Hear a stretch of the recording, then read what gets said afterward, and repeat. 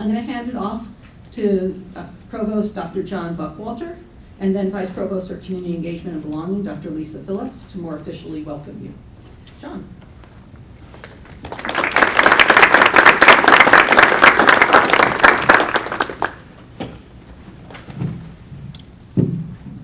Just tips up or not. Hopefully it doesn't slide off.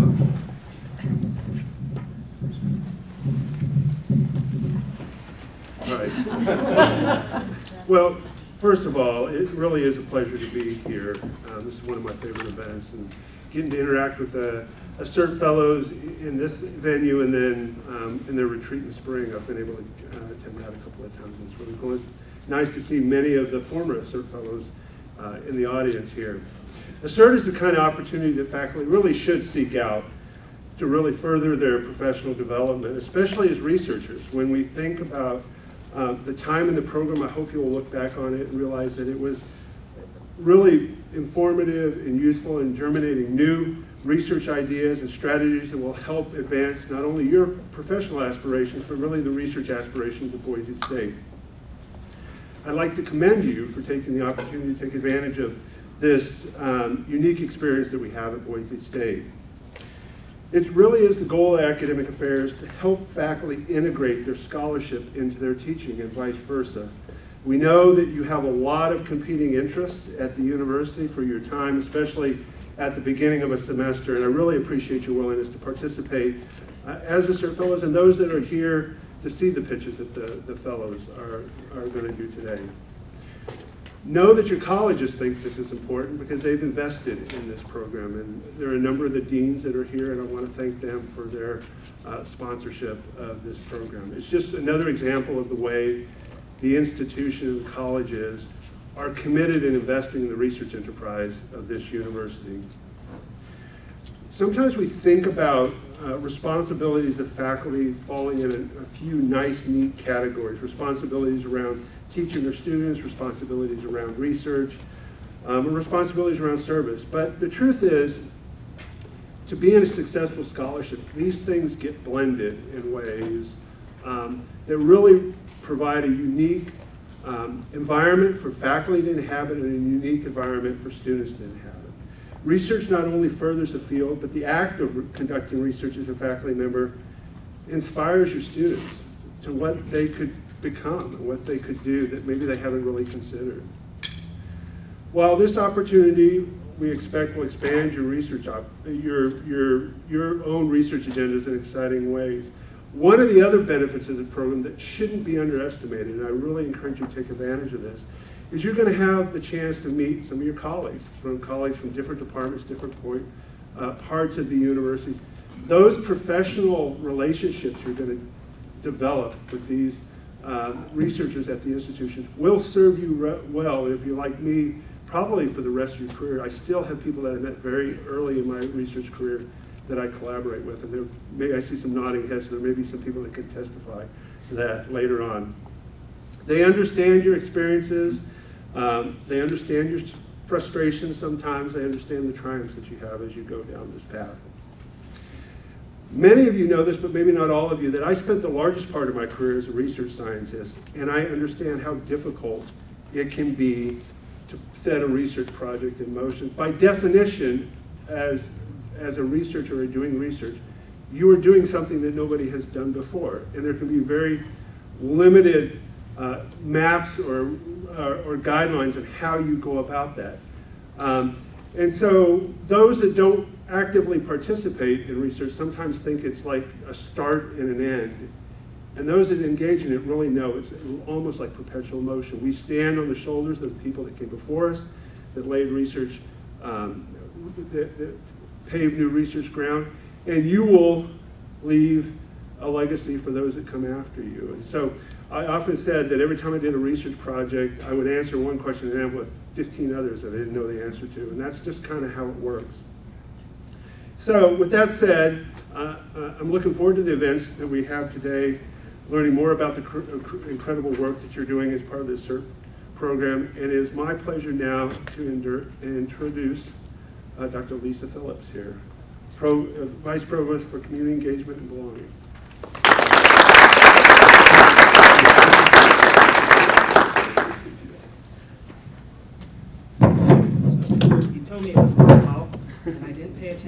Good morning. Good morning. Thank you, Provost Buckwalter.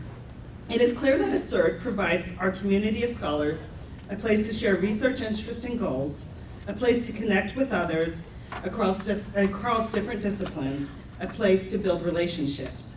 Creating and honoring these places positions members of the ASSERT community to meet their responsibilities to students, research, and service. I would like to add 2 more responsibilities to that aforementioned group. Participation in ASSERT also fulfills responsibility to self and to community. Disrupting the myth of the solitary academic, ASSERT confronts the national trends and feelings of isolation and burnout among faculty, and instead offers connections and support. It advances the concept that through community, we are not constrained by limited perspectives, but instead embrace open communication. We encourage dialogue and active listening to build trust and understanding among our Boise State community. Respect for diversity, valuing and celebrating differences in backgrounds, perspectives, and experiences to create a more inclusive and welcoming environment. Mutual support, offering encouragement, assistance, and listening ear to fellow community members to strengthen bonds and reduce stress. Empathy and compassion, understanding and sharing the feelings of others to create a supportive and caring atmosphere. And mentorship and guidance, providing guidance and mentorship opportunities to help new members feel welcomed and supported. Through meeting our responsibilities to students, research, service, self, and community, we emphasize the holistic nature of scholarly engagement. It's not just about research, teaching, and service, but also about personal growth and contributing to the broader academic and societal landscape. These responsibilities are interconnected, and by fulfilling them, we are creating a thriving and empathetic academic community.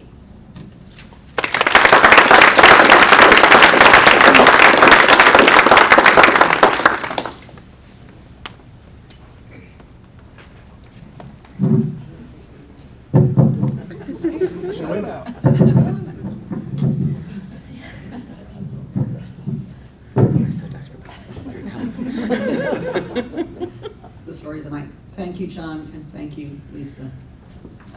I really appreciate both of you taking the time to be here this morning and to help celebrate our ASSERT fellows. Is this it on? Yes. Okay. I also want to recognize Dr. Nancy Glenn and her team. One of the overarching goals of ASSERT is to lean into being a holistic scholar, as Lisa mentioned, and crossing over the sometimes siloed areas of academics and research to the benefit of our students, the university, and other stakeholders. And I am grateful to see leadership from both divisions, academic affairs and research and economic development, here to support ASSERT and to welcome you to the event. I want to make a few remarks about the ASSERT program. The program was initiated through 2 National Science Foundation grants, and then had the early support of the College of Innovation and Design, the Office of the Provost, and the Division of Research and Economic Development, and then the College of Arts and Sciences.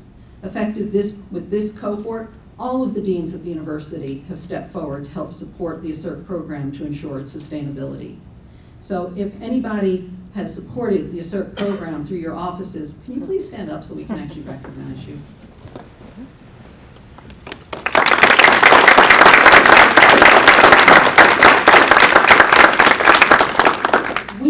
Acronym ASSERT, people know I like acronyms, so often that sometimes its meaning gets lost and a bit hidden.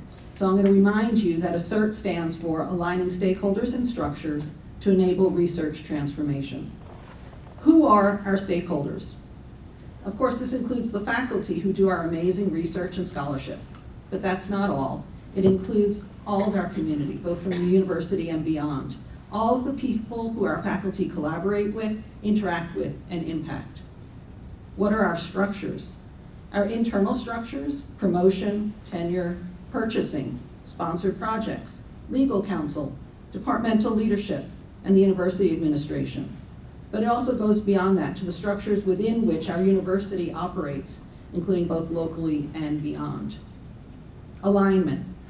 All of these stakeholders and structures actually need to be aligned so that our faculty can do their amazing work, so that they can concentrate their creative energy and passion on solving the world's problems and not fighting with internal processes and structures.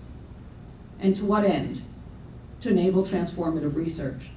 Today, you'll hear just a sampling of the amazing types of impact our faculty are having, from education to the environment, from healthcare to film writing. Note that this group of faculty you'll hear from today has been our 8th cohort of ASSERT faculty. Starting with the first cohort of 11 faculty back in 2016, we now have an assertive community of over 100 faculty who have participated in the program. We have an expression, or at least I have an expression, once a fellow, always a fellow. So if you're here in the audience and you participated in an earlier cohort, can you please stand up as an ASSERT fellow?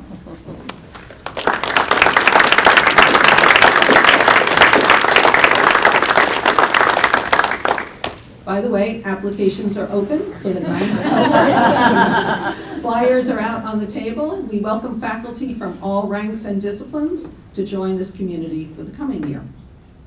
Now, I'd like to give a little bit of appreciation before we begin. One of the things I've learned over the past few years is the need to publicly state my gratitude to the people around me who help us do this work. First, to you, our audience, you're busy people. You made a choice to be here at 8 a.m., and I am so grateful that you have taken that time. Lean in to help our faculty move their tremendous ideas forward. This past year, Kevin Feris, Director of the School of the Environment and Professor of Biology, and Mariana de Graaf, Professor in Biology and Associate Dean in the College of Arts and Sciences, were the co-directors of ASSERT. And I want to thank them for their wonderful partnership and for bringing fresh eyes to the program.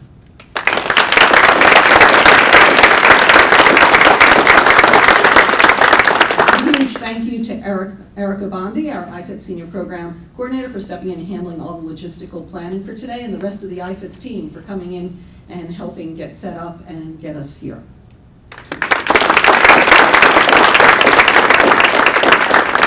This event also marks a transition for the ASSERT program. Kevin is stepping back from his leadership, but not his support of the program, so that he can concentrate more on his leadership of the School of the Environment. And so we're welcoming Dr. Leslie Atkins from the College of Education,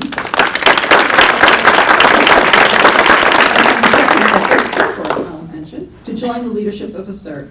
And Dr. Jim Fredrickson stepped in to help with the preparation for this event. And Jim will take the reins of the program and IFITS as I step away to retire at the end of the calendar year. I want to say a few more words about my gratitude to our faculty fellows. We met in person, and that caused some extra adjustment, but also some extra joy. The adjustment, especially in light of the early snow days this past year, if you remember, kept on occurring on our meeting days. But we met anyway. Bi-weekly, really, bi-weekly workshops, 2 weekend retreats, and I need to thank you all. You leaned in, you created a strong community. If you heard all the laughter, if you got here early, you know that they created a strong community. Taking the time and effort to support each other. I know all of you had struggles and challenges, and yet you all stuck with us and with each other. You continue to make this a priority, and here you are today. Thank you seems to be somewhat of an inadequate phrase, but thank you. I ask all of you who are here today listening to do so with grace and to listen with both your ears and your hearts as our faculty talk about the big ideas that they want to move forward this coming year and beyond. I think you'll learn how central our students and broader community are to our faculty and how they wish to strengthen our educational systems and the application and impact of their work on the state and beyond. A few words about the word pitch, because it can be confusing. We're not using the pitch to describe, asking for money. You keep your wallets away, that's fine. But rather to describe what our faculty were asked to prepare. We're talking about a story and a pitch to you to lean in and see how you can help these faculty move these ideas forward. They're hungry to hear your perspectives, to illuminate their blind spots, and to open their networks to new and different avenues. Okay, how will this work? I'm going to finally sit down. Each of the faculty fellows will get up in order and talk for about 3 minutes or so. They will go in order without any time for Q&A in between. We'll just proceed. After the 8th pitch, we'll take a few minutes if we have time and we have the curiosity to answer questions. We ask that those questions come from curiosity rather than critique. And then we'll have plenty of time if you'd like to talk individually or make arrangements to talk individually with them to really dig into details and other things. There's also plenty of food and coffee, so please don't forget to feed yourselves as well with that kind of food. Okay, I'm going to now sit down.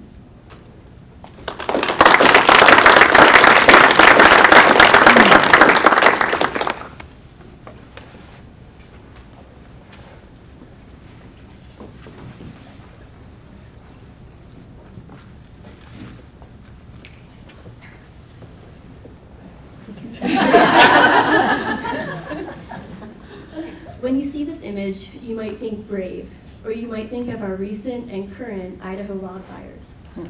You also might think of safety, helpful, and protecting us. However, what if I tell you that these firefighting foams that are meant to protect us are actually causing harmful and toxic health issues to humans, such as cancer and respiratory issues? You might have recently heard about these forever chemicals. These chemicals are man-made and are used in a variety of different products, ranging from rain jackets to cookware to these firefighting foams. These molecules are also known as perfluorinated substances, or PFAS. These chemicals were designed to be indestructible, rendering the name forever chemicals. While they have a benefit in a variety of different applications, they have recently been found to be toxic to humans and animals, and are located and are widely distributed in the environment, even in remote areas such as Antarctica. In April 2024, the EPA lowered the limit of allowable PFAS molecules in drinking water from 70 parts per trillion to 4 parts per trillion. To put this into context, 4 parts per trillion of PFAS molecules is the amount of PFAS in 0.05 milliliters. 0.05 milliliters is the volume of a droplet, one droplet of this firefighting foam. Despite the importance of removing these molecules from our water sources, there is a lack of remediation and overall understanding of the fate and transport of PFAS molecules. My research focuses on understanding the physiochemical behaviors of PFAS molecules to aid in the rational design of technologies to remove these molecules from water sources and the environment. By understanding the differences between the PFAS molecules and naturally occurring molecules that are a similar structure, we can then specifically target the removal of PFAS molecules from our water sources as well as from the overall environment. For instance, these PFAS molecules have a different structure at the air-water interface or surface waters compared to similar molecules that are naturally occurring. Therefore, we can specifically target the removal of just these PFAS molecules. Current remediation technologies require high heat to destruct the PFAS molecules, which is not feasible for large-scale removal or in situ removal. Therefore, research on how to collect and filter PFAS molecules from water sources and the environment is crucial to meet the new EPA regulations. Thank you.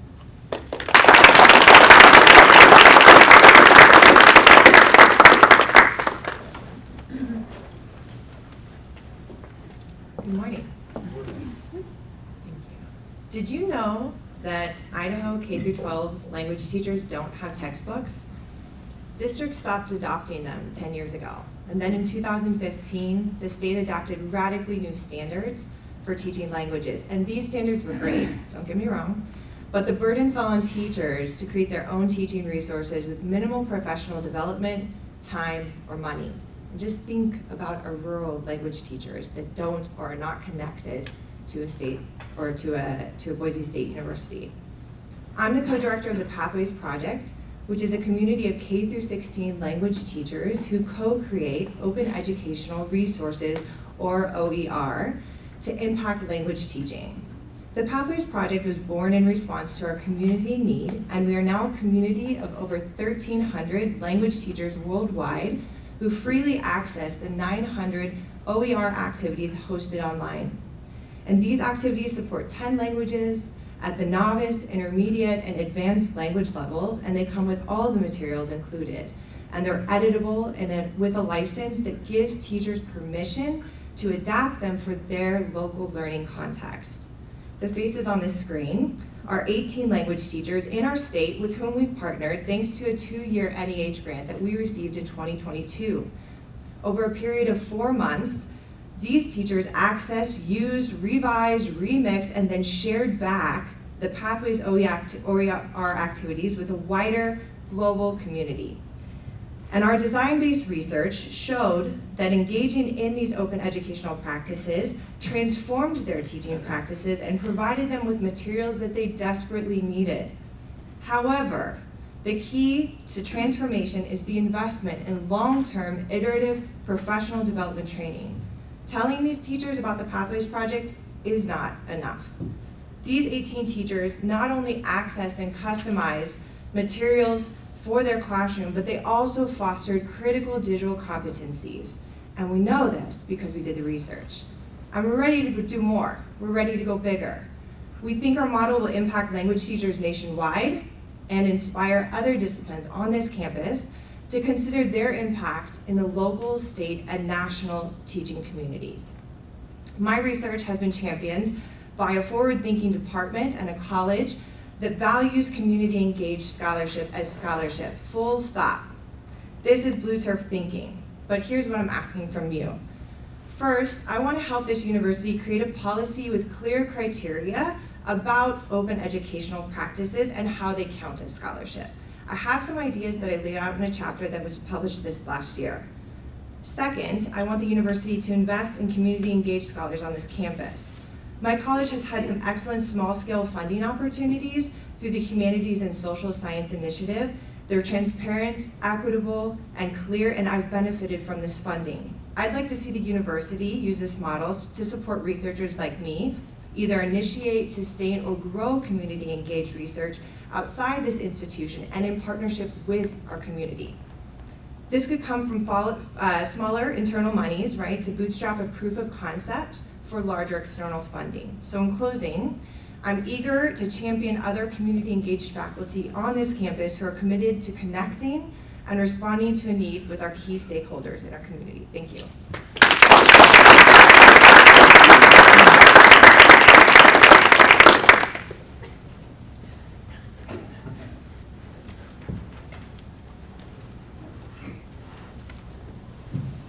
Sorry, I'm not that tall.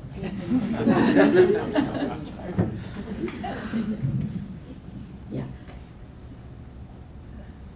Thank you. Good morning, everyone. Thank you for being here today.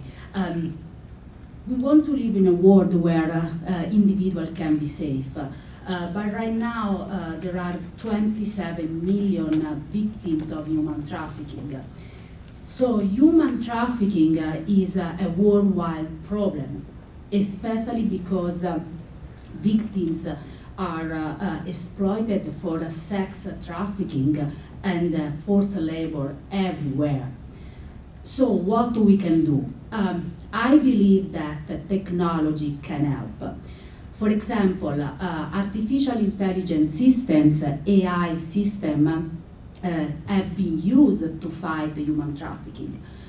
More specifically, text mining techniques, for example, have been used to assess if online advertisements are related to human trafficking activities by looking at the relevant content.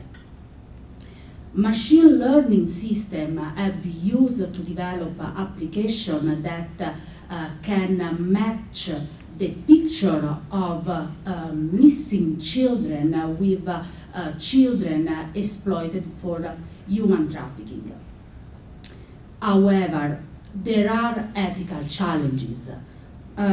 Indeed, AI systems can be built on discriminatory stereotypes related, for example, to race, to gender, economic status, or even demographic situation.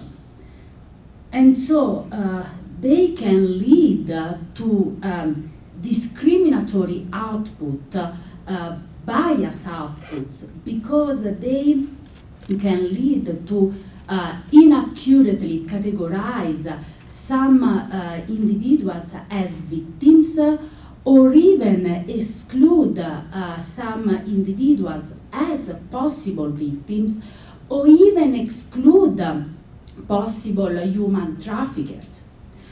For example, think about using AI models based on the stereotype that only women coming from specific countries are victims of sex trafficking. This can lead to exclude other victims, as for example, young adult men, or to include sex workers that, although they come from specific countries, they do not consider themselves at all as sex trafficking victims. So, this tension between benefits and ethical challenges make it worth it to study AI application to fight human trafficking.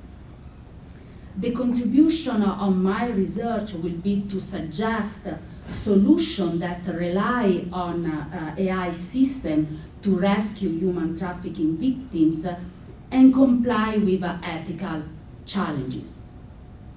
So the next step will be to develop AI method that can fully contribute to a better world. Thank you.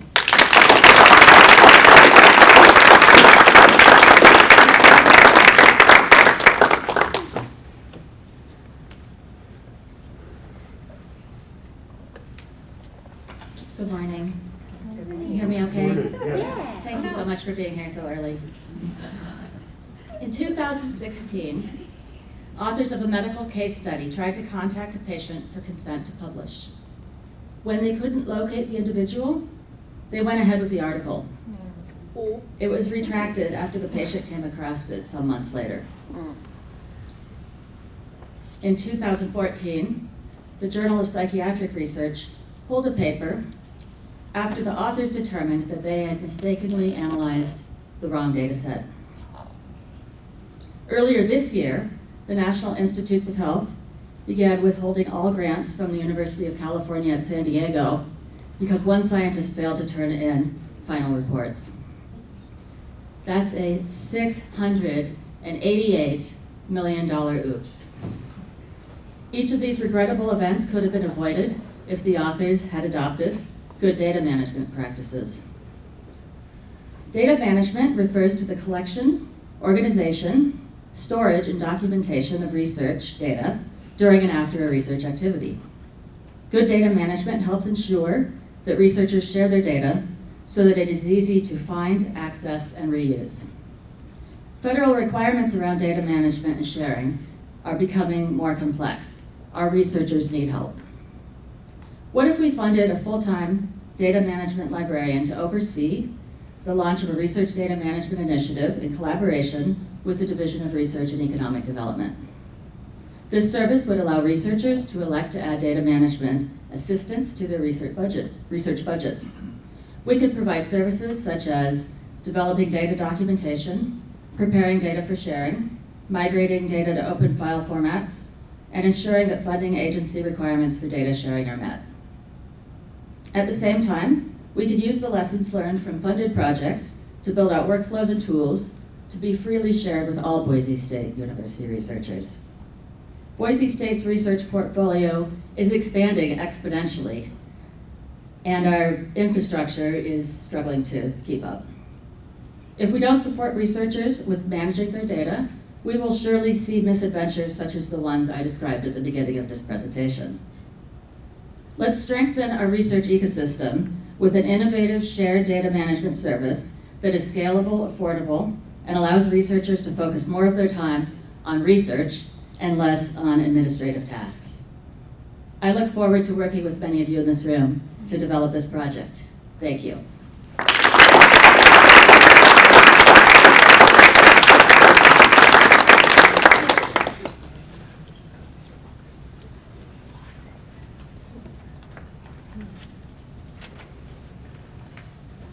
Hi. Imagine a scenario where your gut microbes or intestinal microbes influence a brain disease. A decade or two ago, these would have been science fiction. However, recent technological advances are allowing us to connect both.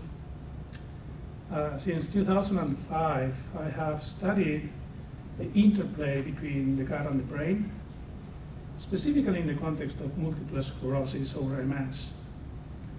You probably have a family member, a distant relative, or a friend who has MS. About 1 million Americans suffer from it.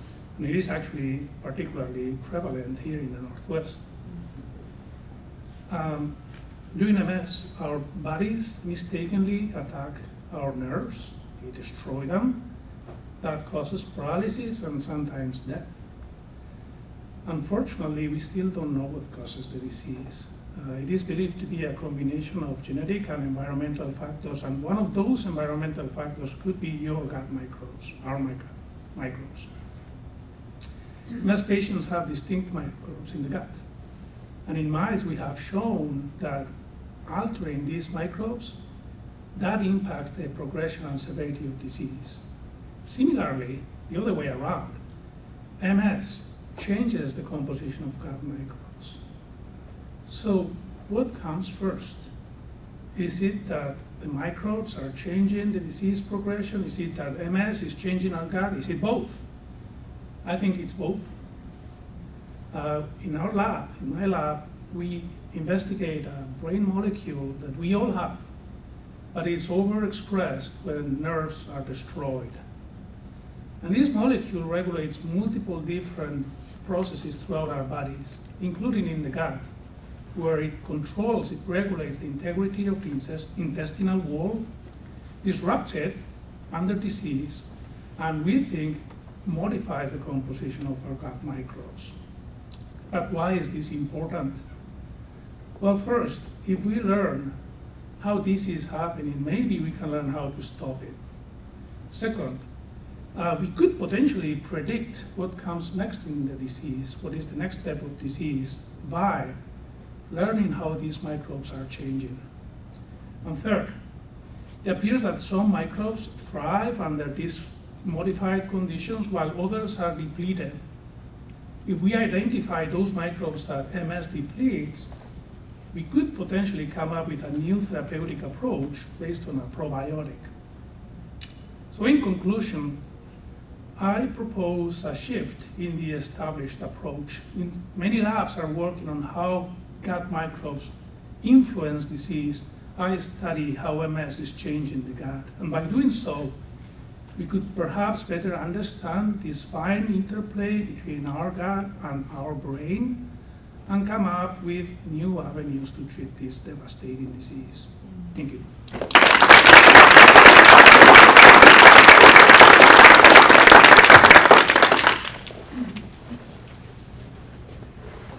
Good morning. Good morning. I think if we say that enough times, you'll all be glad you got up, so weird. I've been at Boise State since 2008, and during that time we have seen monumental growth in graduate education. We hooded a single doctoral graduate in my first year, and just weeks ago Dr. Trump announced that we are 6 students shy of meeting the Carnegie requirement for an R1 institution with 70 research doctorates per year. That's growth of more than 6,000%. So how have we adapted to support this growth? I'd argue in ways that aren't scalable or sustainable.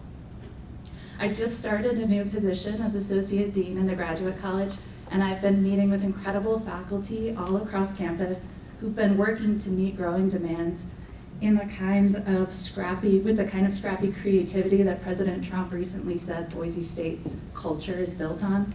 I've learned about many pockets of wonderful student support efforts, but these efforts reflect a common challenge amidst this type of growth. Our supports are disjointed and difficult for our students to navigate. I've started to map them in my mind, and it looks a little bit like this. There's light and hope at the end. There are many paths and possibilities, but it's unclear how it all connects, and the road signs are contradictory or nonsensical. I've also been thinking about the work involved for the faculty and staff who are designing, building, and maintaining the services that are represented by these roads. Some questions keep playing on my mind. How would the experience be different for graduate students if they had a clear map and a coordinated system of support? What might faculty and staff be able to do for and with grad students if they weren't also having to build the road, if they had infrastructure to support their efforts? The way we're going to change this picture is together, and I'm using this opportunity today to ask for your help. As I continue to fill in the map of programs and practices that we already offer to support grad students, I want to hear from all of you about what you're already doing, who it's serving, and who else might benefit. I also want you to help connect me with the students who represent the diversity of our programs and population, so the real experts can be at the center of our decision-making and our motivation, as we find connections and overlap and identify gaps in our support.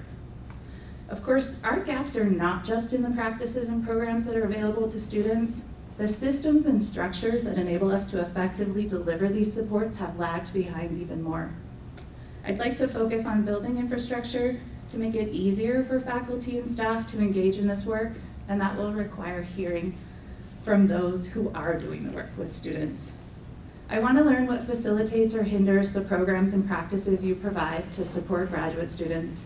I want to explore the teaming structures, tools, training, and communication mechanisms that can lift some of the burden from individuals and place it on the system. I want to increase access to data that can support effective and efficient decision-making around program offerings and student outcomes. As we continue to grow graduate education, I'm motivated to change this image and the experience of our graduate students and the faculty and staff who support them all across campus. I'm asking you to help me help you help graduate students. Perhaps together we can be ready for the 7,000% growth it will require to be R1. Thank you.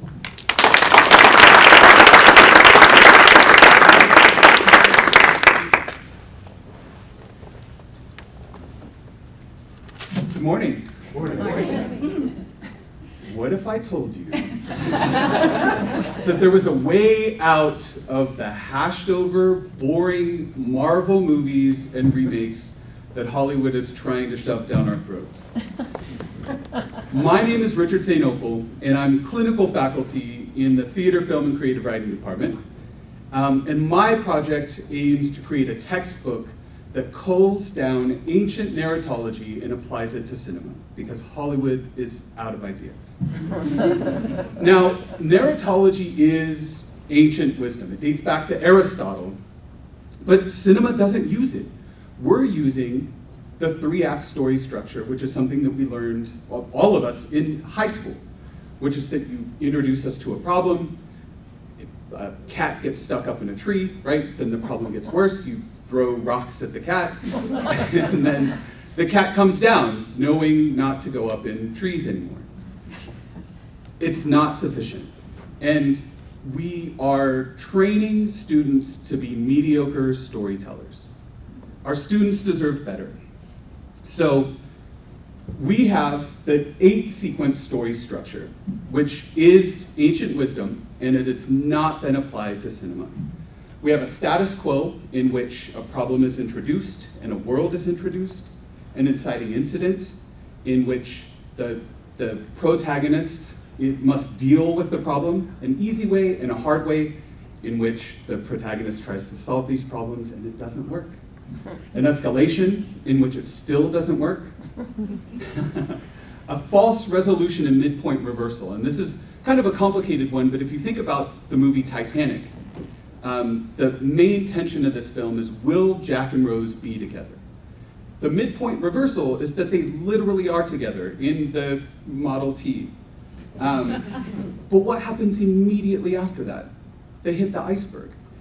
It only complicates our main tension of the story, will they or won't they be together, in as much as both of their lives are now at stake. So our midpoint reversal is a minor victory and a catastrophic failure. An absolute climax, thinking back to Titanic, this is when Jack is on the piece of drifting door. And then a cathartic moment, which is where our story resolves or the question is answered. And in the case of Titanic, will they, won't they be together? The answer, unfortunately, is no. But it is still cathartic because it answers the question. Now, I'm clinical faculty, which means that I don't have research as part of my load. But this is something that our students need, and it's something that Hollywood needs. And so I have a very specific ask, which is to help me create this textbook for our students. The age sequences are everywhere. If you listen to long-form jokes, it's in stand-up comedy, it's in every TED Talk. Notably, not because people are using this wisdom, but because it reflects the way that we look at story psychologically. So this isn't structure being imposed upon us, it's structure reflecting the way that we are hardwired to understand story. So it's, again, in stand-up comedy, it's in TED Talks. I even used it for this talk. Thank you.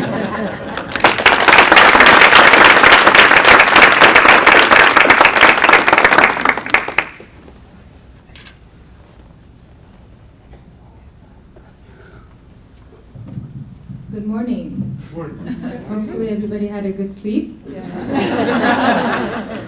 Okay. Imagine a life where everyone can have a restful sleep every night without any disruptions like panic attack, snoring, choking, sweat, or paralysis. We will wake up in the morning feeling energized, fueled, and refreshed. Isn't that lovely? Yeah. To make this a reality, we are working on detecting the early stages of sleep apnea, which is the root cause of such disruptions. Now, what is apnea, and how does it occur? Sleep apnea occurs when your brain fails to send signal to your throat muscle, and your throat muscle relaxes, causing a narrowed airway tunnel. Now, this narrowed airway tunnel disables you to breathe in properly during sleep, and as a result, your oxygen saturation level throughout your body decreases significantly, causing heart attack, stroke, or even death. Currently, sleep apnea is affecting nearly 1,000 million people, including 30 million people in the USA alone. However, unfortunately, 80% of the US population is undiagnosed, and majority of them are women. We are specifically targeting women because there aren't much tailored facilities or treatment facilities for them. Now, artificial intelligence, aka AI, is becoming the new tool for creating advanced biomedical devices. But unfortunately, when we train these AI models, most of the data banks are male dominant. So our approach is developing a cutting-edge biomedical devices with advanced minimal sensor technology with AI-powered algorithm that can detect sleep apnea accurately and precisely among women. Now, this device is not just another wearable device. It's a healthcare companion tailored for each user's unique biophysical markers. By focusing on women, we're filling the current research gap on women's health by creating a diverse patient data bank through active collaborations within hospitals, clinics in Idaho, and beyond. This way, our AI model can train better with such data and can accurately identify sleep apnea among women and other diverse demography. In a world where one-size-fits-all solutions dominate, our wearable device offers a tailored approach to sleep health. Everyone, including women, deserves a good night's sleep, and it's time our technology reflected that. Thank you.